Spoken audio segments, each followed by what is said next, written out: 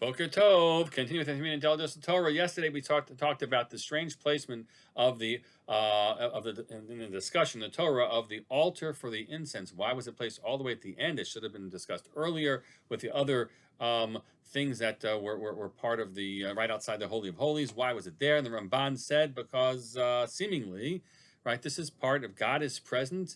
And I think the implications are that we want to sort of conclude with the Shachanti B'tocham, God is I'm here, and we say, well, that we need to be able to make sure that we bring beauty and fragrance, the beautiful fragrance and beauty to the work, the way we worship Hashem. And I'm thinking about that in the context of what continues in the Ramban.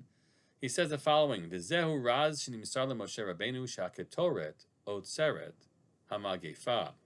You should know, says the Ramban, this was a secret that was given to Moshe Rabbeinu, that the Ketoret, the incense, helped stop the plague. Wow, that's an interesting statement, because we have two times in which the Ketoret has brought death.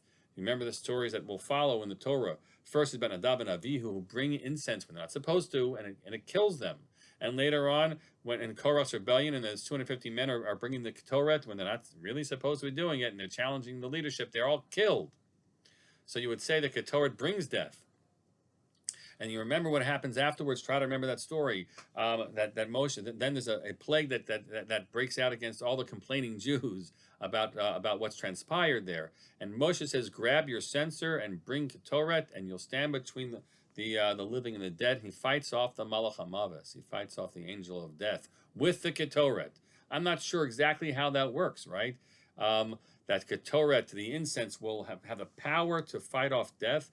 I think we do know that, interestingly, that in many cultures they would place around a dead body, which was sadly but quickly beginning to deteriorate and would begin to smell. So they would put fragrance around the body to keep the smell away, right, until you could bury the body.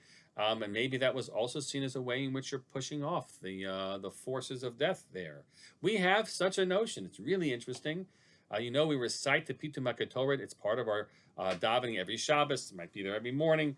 But there was a practice in the time of plague to recite the Pitum HaKetoret.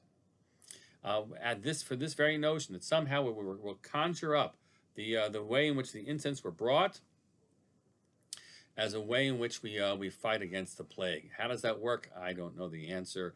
Certainly we're not bringing the Ketoret, just reciting it. Somehow the fragrance of worship of Hashem should be part of what we do, to help fend off the forces of difficulty. Thank God we have things along with the Ketoret, but let the Ketoret be an extra kavanah that you have as well, as we try to push our way through and push away the plague that we are still struggling to get ourselves out of. May God bring us that healing soon, and we can smell the fragrance, of life that we're meant to smell each and every day in the service of God. Have a great day.